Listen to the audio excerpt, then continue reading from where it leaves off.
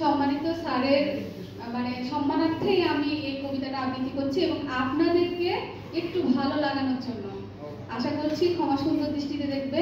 এটা আমার লেখা ৫১তম কবিতা। ৫০টা কবিতা আমি লিখে রেখেছি। আমি জানতাম না যে এখানে আবার কবিতা মানে এগুলো প্রকাশিত হয়, না হলে ওগুলো নিয়ে আসতাম। সরি, এখানে এসে আমি লিখেছি। আচ্ছা, আমার কবিতার নাম নতুন পৃথিবীর সন্ধানে।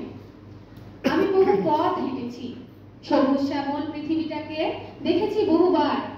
মাথার উপর খোলা আকাশ, হৃদয় জুড়ানো নির্মল বাতাস, পাখির মিষ্টি মধুর গান, নদীর কলকলতা, পাহাড়ের স্থবিরতা, মৃত্তিকার উদারতা।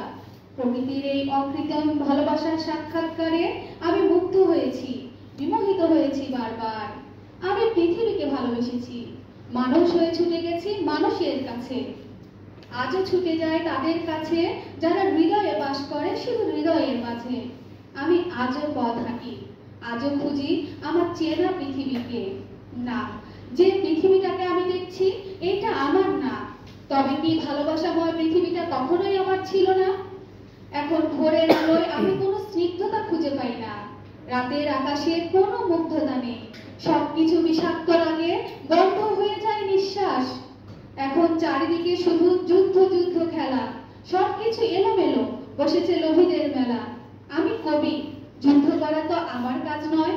আমি প্রেমী, আঘাত করা তো আমার কাজ নয়। আমি সেই মানুষ যে কিনা প্রকৃতির স্পর্শ নিতে চায়। হ্যাঁ, আমি সেই যে কিনা মানুষকে ভালোবাসতে চায়। আমাকে ভালোবাসতে দাও, ফিরিয়ে দাও নির্মল পৃথিবীকে। ভয়ানক অসুখে ভুগছে পৃথিবী, এই অসুখের ঔষধ আছে আমাদেরই কাছে।